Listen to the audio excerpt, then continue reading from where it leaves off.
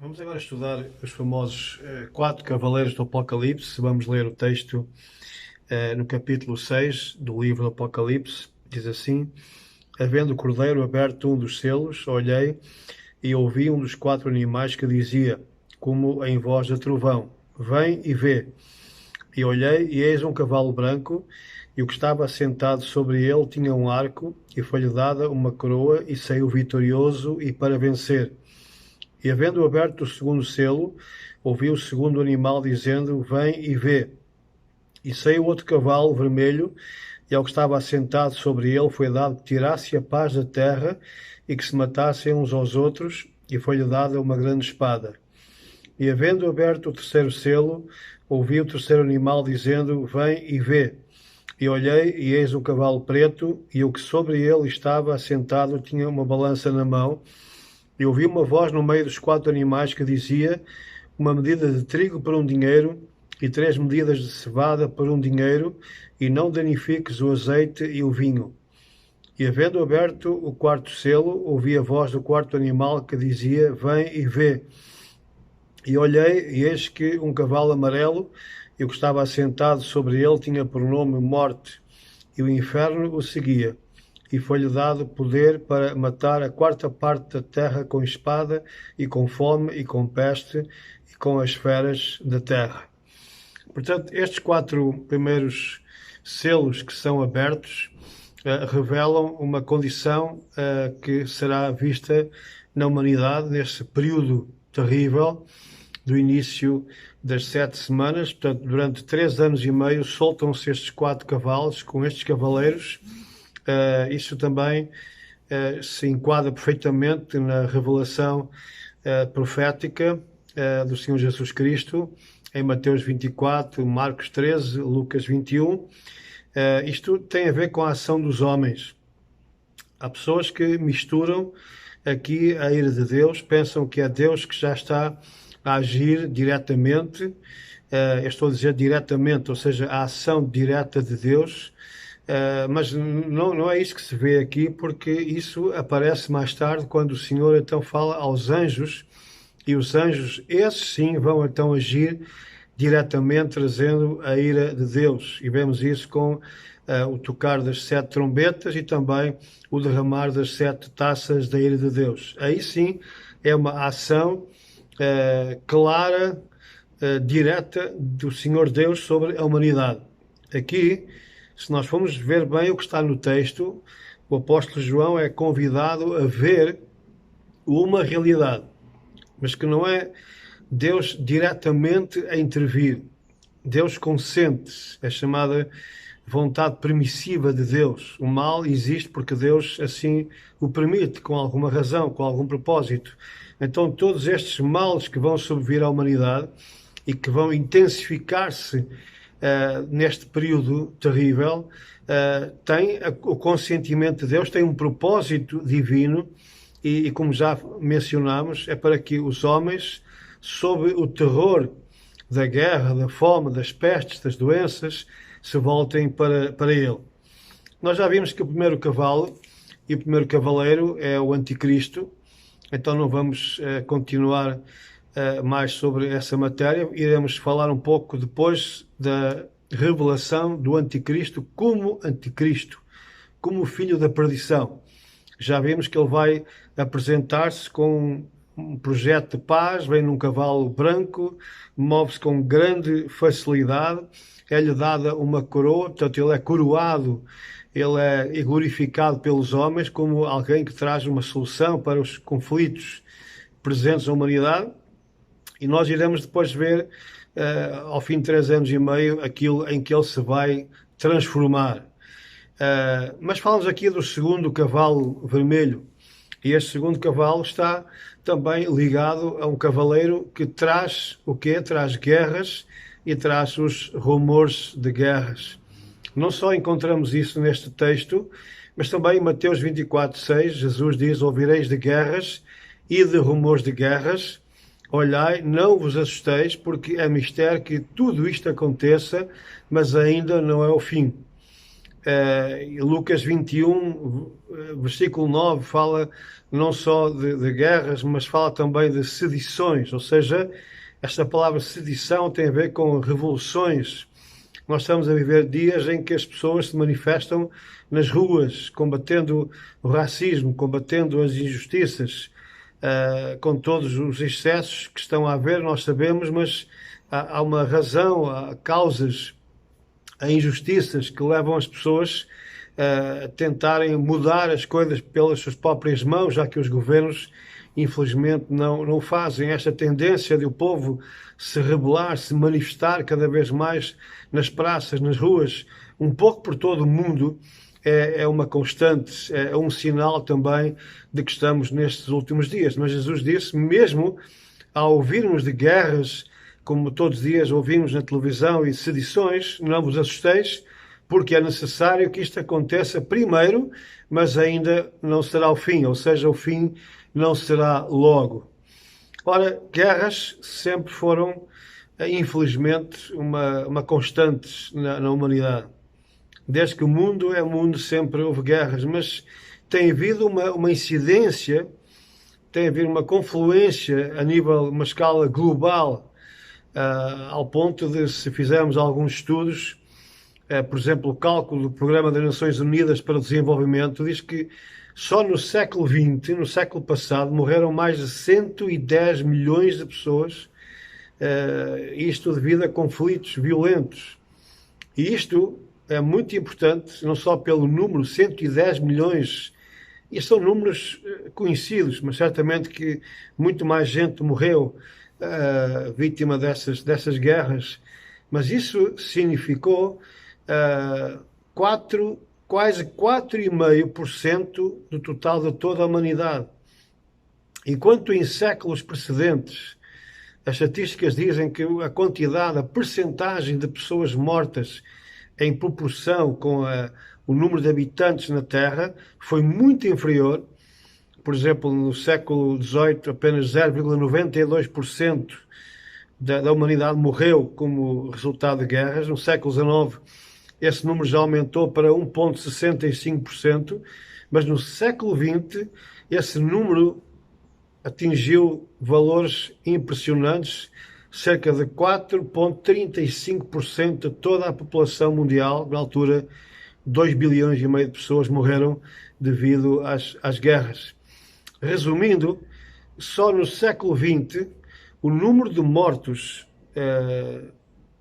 causados pelas guerras foi 3 vezes maior do que em todos os séculos precedentes. Se formos a juntar todos os séculos anteriores, daquilo que se conhece da história, os cálculos são que só no século XX morreram 3 vezes mais pessoas devido às guerras do que em todos os séculos anteriores. E nós sabemos de grandes conflitos como a Segunda Guerra Mundial, a Primeira Guerra Mundial, o genocídio arménio, e estamos a falar de guerras que não foram literalmente guerras entre nações, chamada Guerra Clássica, como a Primeira Guerra Mundial, a Segunda Guerra Mundial, essas são as mais conhecidas, mas estamos a falar de genocídios também, como o genocídio arménio, logo no início do século XX, com mais de 1,5 milhão de mortos. Estamos a falar daquilo que é chamada hoje a fome de Holodomor, provocada pelo stalinismo, na Rússia, na ex-União Soviética, na Ucrânia especialmente, com mais de 12 milhões de mortos. Stalin foi um cruel assassino do seu próprio povo, matou pela fome mais de 12 milhões de ucranianos. Pol Pot, esse terrível comunista também na Camboja, com mais de 2 milhões de vítimas. Tudo isto no século XX. A Revolução Cultural entre aspas, foi uma limpeza promovida pelo comunista Mao Tse-tung, com mais de 48 milhões de chineses exterminados entre os anos 49 e 75 do século passado. Isto para não falar do extermínio dos Tutsis no Ruanda, com mais de 800 mil mortos. Só Stalin, ele próprio, dizimou cerca de 20 milhões de pessoas no seu próprio povo. Portanto, foi um século sangrento. Quem olhasse para estes textos e comparasse com a situação do século XX poderia perceber realmente que estes sinais eram tão claros, tão evidentes, de que o fim estava próximo. Mas o mais impressionante agora, nos tempos atuais, é que quem está, a região do mundo que lidera os conflitos atuais, ou seja, a região onde há conflitos constantes, permanentes, hoje mesmo, onde é que há conflitos? Não é na América Latina, não é na América do Norte, nem é na Ásia sequer, há ameaças, mas não há conflitos abertos. É exatamente na região em que Jesus viveu, é exatamente na região em que ele proferiu essas palavras, ou seja, no Médio Oriente é hoje a região do mundo inteiro onde se assiste ao maior volume de conflitos e de guerras. E segundo se crê, isto não irá acabar tão cedo. Não há nenhuma outra região do planeta que se compare como o Médio Oriente neste momento, com ataques aéreos diários, ameaças de guerras, invasões. É uma região que é um autêntico teatro de competição entre potências globais como os Estados Unidos, a Rússia e a própria China também, que se vai envolvendo aos poucos. É também uma região onde as potências se sentem impunes no tráfico de armas, no envio de tropas através das fronteiras. Não há em nenhuma parte do mundo tantos estados que estão invadindo estados vizinhos para realizar ataques, não só aéreos, mas também ataques terrestres. Isto para além das novas tecnologias que estão sendo experimentadas no Médio Oriente, como os drones. Hoje há ataques feitos sem a presença física humana, mas através de drones, como está acontecendo na Síria, como está acontecendo no Líbano, como está acontecendo no Iêmen. São as novas tecnologias que estão a ser testadas, experimentadas em todo o Médio Oriente. Testes com novos mísseis balísticos, novos mísseis com um alcance superior, estão sendo testados pelo Irão, enxames de drones, o uso de sistemas antiaéreos como o Iron Dome pelo Israel, o Arrow 3 e os Patriot estão a causar o pandemónio autêntico, isto para não falar das novas guerras e interferências tecnológicas, como está a acontecer hoje, visivelmente, na Turquia, com a sua intervenção na Líbia. Não há outro país do mundo onde hajam conflitos regionais constantes, como aquela parte do mundo, menciono em particular hoje o Iêmen, com uma guerra constante, intervenção da Arábia Saudita, intervenção do Irão, a Líbia, uma guerra civil, com a intervenção cada vez maior também da Turquia, a Síria, como nós sabemos, com centenas de milhares de mortos, uma guerra onde várias potências estão envolvidas, não sabemos quando ela irá parar. A situação no Líbano também, uma situação de extrema instabilidade, de descontentamento, as populações estão a manifestar-se para as ruas devido ao nível de vida ser tão elevado, mas também é uma região do mundo que faz fronteira com Israel, e na fronteira sul do Líbano, norte de Israel, está o Hezbollah, que é um dos grupos terroristas mais perigosos do mundo. Todos os dias praticamente estão a haver confrontos com drones israelitas, com o carregamento também de armamento que vem do Irão para a Síria. Depois desta chamada Primavera Árabe, desses últimos 10 anos, nós assistimos ao caos em toda esta região, ao surgimento de grupos fantoches, grupos terroristas, como já havia o Al-Qaeda, já havia os talibãs, agora também o ISIS, que não está ainda derrotado, ainda continua a efervescer, especialmente no Iraque e agora também no norte de Moçambique. Então esta região é uma região que de facto está a demonstrar uma constante volatilidade e que confirma as palavras que o Senhor falou: ouvireis falar de guerras e rumores de guerras, ameaças constantes.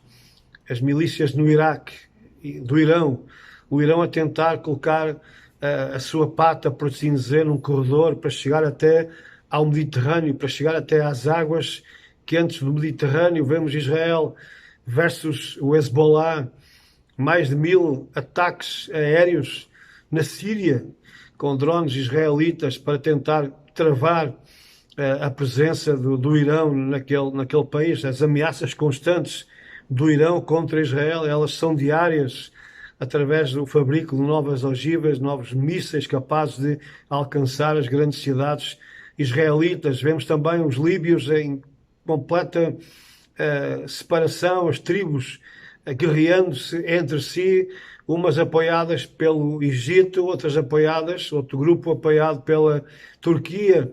Vemos também a Rússia e o Irão envolvidos cada vez mais na Síria, tentando tirar o seu pedaço do bolo, por assim dizer, combatendo os rebeldes turcos e sírios, cada vez também mais ativos na Síria. Vemos, enfim, tantas outras situações dramáticas na Arábia Saudita, envolvendo-se nesta guerra do Iémen contra o Irão, indiretamente, ou seja, uma guerra entre muçulmanos, xiitas e sunitas. Vemos a contínua guerra dos Estados Unidos contra a Al-Qaeda, vemos o mundo junto a tentar erradicar de vez o ISIS, vemos Israel a tentar combater a Jihad Islâmica e o Hamas na faixa de Gaza, em algumas regiões do próprio território israelita, onde eles se infiltram, e no norte de Israel, na fronteira sul do Líbano com a Jihad, e também, muito em especial, com o Hezbollah. Então nós vemos estas guerras e rumores de guerras que não nos devem, digamos, admirar, causar espanto, porque o Senhor assim nos avisou. O que é de facto notável, o que é de facto impressionante é que no final deste ciclo da história humana, antes da vinda do Senhor, o foco das guerras volta a ser outra vez o Médio Oriente, aquela região à volta de Israel. E muito disto tem a ver com a presença dos judeus na terra de Israel. Como nós já vimos, ao contrário daquilo que é natural, uma mulher tem as dores de parto e depois dá à luz o seu filho. Em Israel aconteceu exatamente ao contrário. Em primeiro lugar, ela deu à luz, Israel nasceu como nação e só depois é que vieram as dores de parto. Israel tem estado, apesar de crescer, apesar daquilo que era um bebé, sem grande presença, sem grande capacidade, sem grande poder, hoje ser já uma potência global, uma potência mundial, mas as dores de parto continuam, porque ainda que não haja uma guerra presente nestes dias, mas há ameaças de guerra constantes contra a nação de Israel. Não há nenhuma nação, mas é que não há mesmo, nada que se compare com uma nação do mundo constantemente ameaçada, diariamente, como é a nação de Israel. Aliás, as próprias Nações Unidas estão sempre a votar propostas, resoluções contra Israel. Sempre Israel é visado pelas decisões das Nações Unidas. Eles não aceitam que Israel tenha reconquistado uma parte do seu território na Guerra de 67. Querem a todo custo forçar Israel a voltar àquelas fronteiras, mas isso é impossível, porque Israel reconquistou de pleno direito aquele território que era seu. Bom, chega de guerras, mas infelizmente é uma realidade que estará cada vez mais presente e da qual nós ouviremos falar, porque é assim que foi anunciado pelo Senhor e pelos profetas. Depois vem, como consequência das guerras, vem o cavalo preto. O cavalo preto fala das fomes, fala desta crise mundial. Jesus disse também, em Mateus 24, versículo 7, se levantará nação contra nação e reino contra reino, e haverá fomes e pestes e terremotos em vários lugares. Mais tarde, o capítulo 6 de Apocalipse, nós encontramos um diálogo, ouvimos de um diálogo sobre aquilo que se passa na terra, dessa calamidade provocada pela guerra. Então o diálogo é o seguinte: uma medida de trigo por um dinheiro. O que é que isso significa? Que meio quilo de trigo custará o salário de um dia. Veja só aonde nós iremos chegar.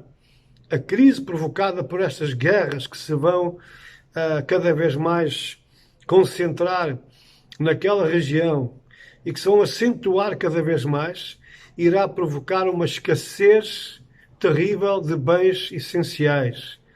Veja só o trigo, que hoje ainda, graças a Deus, ainda é acessível à maior parte das pessoas. Meio quilo de trigo custará o mesmo que o salário de um dia. O anjo depois também dá uma ordem, Deus controla a situação, dizendo: não toques, não danifiques o azeite e o vinho. Porquê? Porque são elementos, são alimentos raros e básicos, que são básicos agora, naquela região do Médio Oriente, em Portugal e nos países do sul da Europa. O vinho e o azeite, felizmente, são produtos básicos e não são tão caros assim, mas passarão a ser já raros, e por isso mesmo Deus não permite que a fome dizime toda a humanidade. Mas os relatórios oficiais relatam que a fome é um flagelo cada vez mais visível na humanidade. Um relatório recente diz que só este ano há cerca de 265 milhões de pessoas que vão enfrentar a fome. Isso em comparação com os 135 milhões de 2019, ou seja, o número de pessoas expostas à insegurança alimentar vai simplesmente duplicar.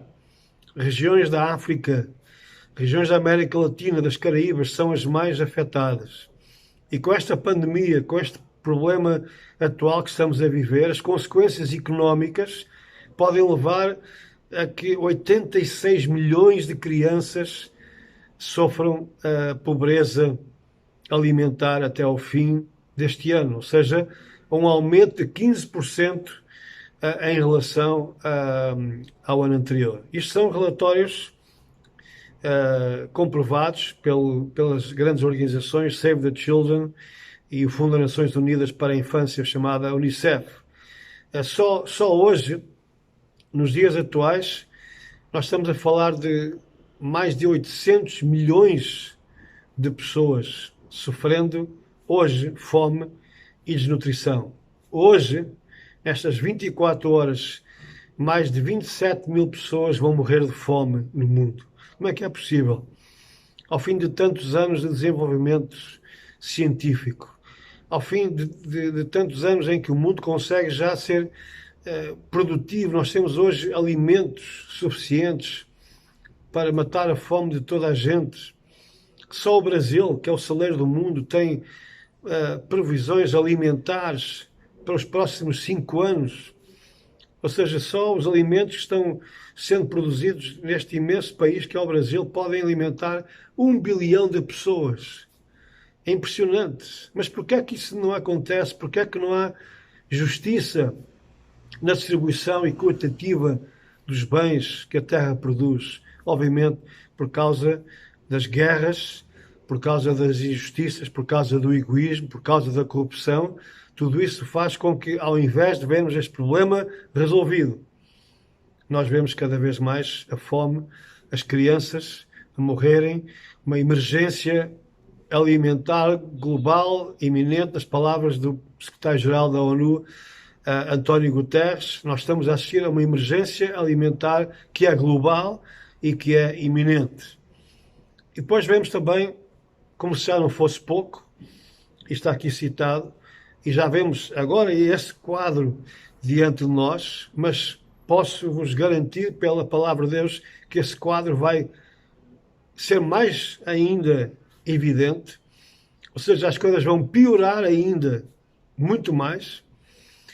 Então vemos aqui a descrição simbólica do cavalo amarelo, um cavalo sem cor, um cavalo que traz as pestes, traz a fome e traz as pestes. Jesus disse em Lucas 21, versículo 11, haverá em vários lugares grandes terremotos e fomes e pestilências, para além das tragédias causadas pelos sismos que se identificam também, além das guerras devastadoras, virão como consequência natural as fomes e as pestilências.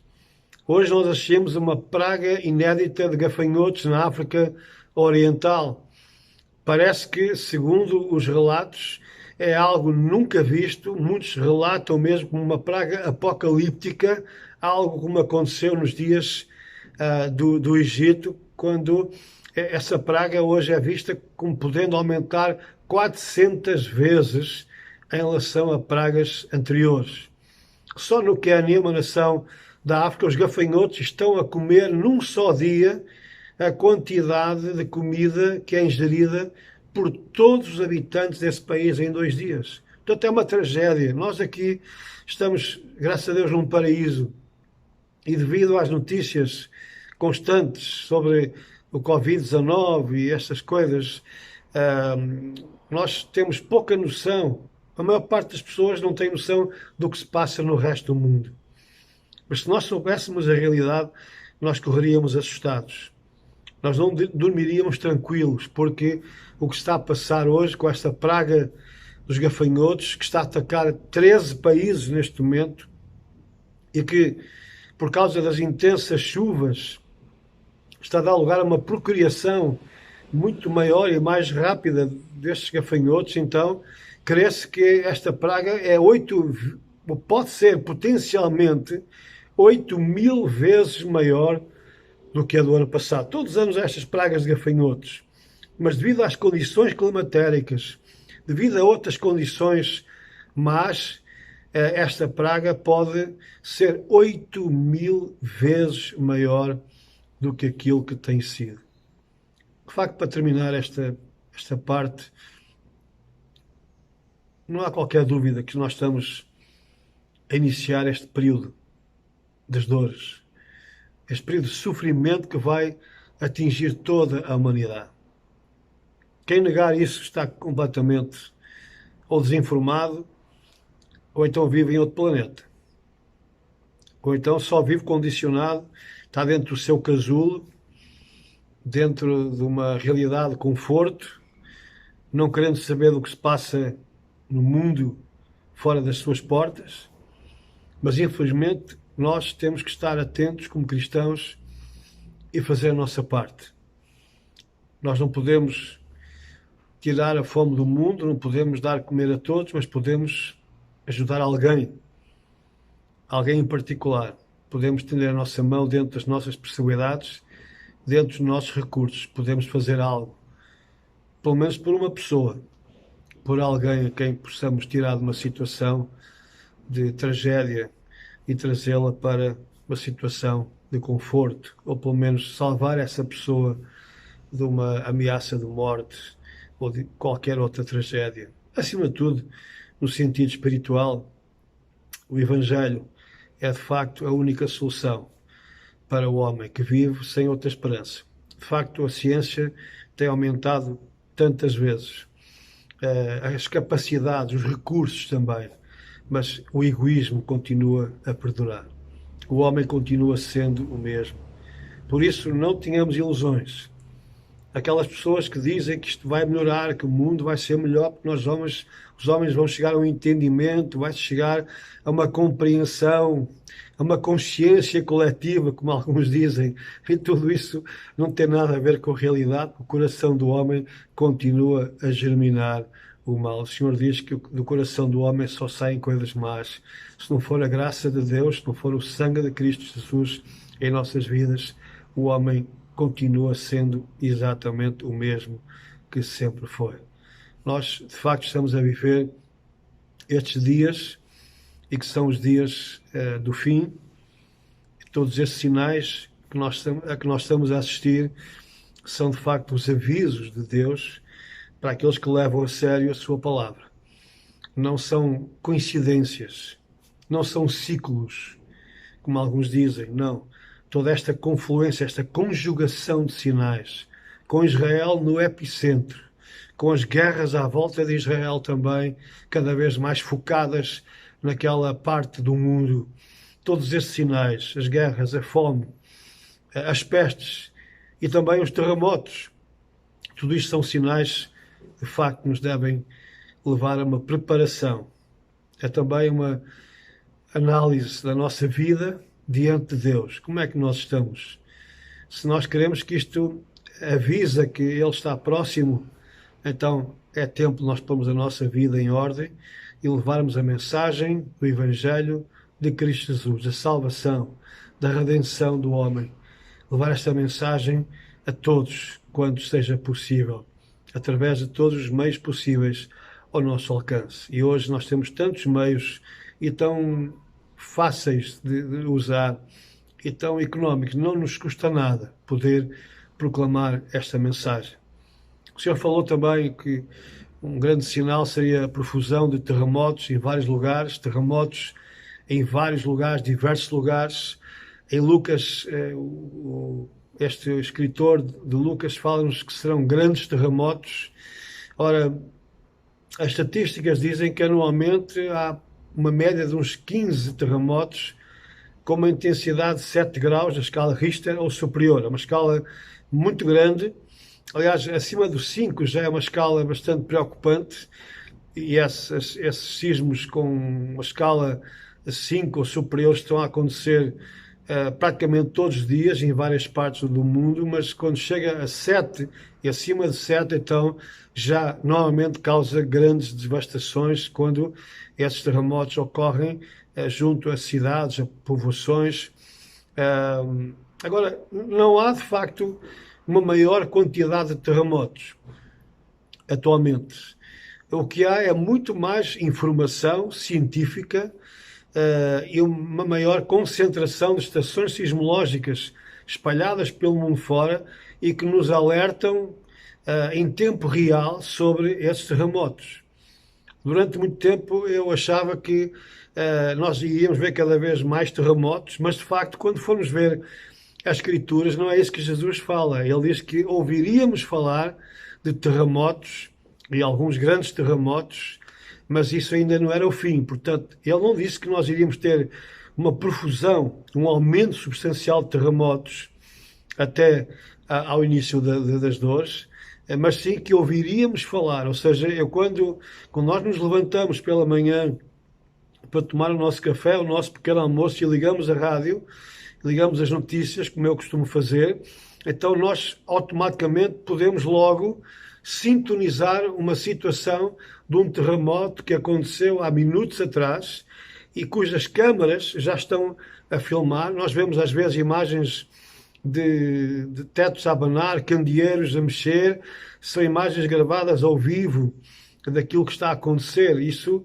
comprova exatamente aquilo que Jesus falou, que nós iríamos ouvir constantemente falar acerca destes terremotos. Estes grandes avanços de comunicação global significa que nós temos agora então essas imagens ao vivo, praticamente, elas são reais, são instantâneas. As pessoas então tornam-se, ou deviam tornar-se, mais conscientes sobre esses sinais, a ocorrência desses sismos e os seus impactos pelo mundo fora. O profeta Daniel tinha dito que nos últimos dias a ciência se multiplicaria. Na tradução do aramaico Peshitta diz o conhecimento aumentará nos últimos dias. Ora, é isso mesmo que nós hoje temos. Imagine, há 100 anos atrás, ou há pouco mais ainda, quando é que as pessoas ouviam falar de um terremoto? Na China, por exemplo, ou na Pérsia daquela altura, às vezes passavam semanas ou meses. Já aquilo já tinha sido quase esquecido e já as pessoas se preparavam para um retomar da vida quando as notícias chegavam até nós. Mas hoje, como já referimos, é automático, é instantâneo. Podemos assistir isso no conforto das nossas casas, diante dos nossos olhos. São estes sinais que a mim em particular me impressionam. Mas não porque eu gosto de ouvir falar destas coisas. Não por uma questão de fanatismo ou, sei lá, de um desequilíbrio mental. Eu não sou um caçador de sinais. Eu sou um analisador. Eu gosto de ver o que se passa e comparar com aquilo que as Escrituras dizem. E ver que as coisas afinal são assim como o Messias e os santos profetas anunciaram. Então eu posso crer na palavra de Deus. O grande pregador avivalista John Wesley, ele dizia que nós devemos ter a Bíblia numa mão e na outra o jornal. Ou seja, ao lermos as notícias, ao vermos aquilo que se passa no mundo atual, nós podemos comparar com as Sagradas Escrituras, com os avisos, e vermos que, de facto, se confirma tudo aquilo que o nosso Senhor anunciou. E, para terminar, como Jesus disse, quando vides estas coisas a acontecer, outro evangelho diz, quando vides todas estas coisas, todos estes sinais, todos estes cavalos já soltos, por assim dizer, a trazer toda esta desgraça, quando vides esta conjugação de elementos, todos estes sinais, então levantai as vossas cabeças, porque a vossa redenção está próxima. Que assim seja.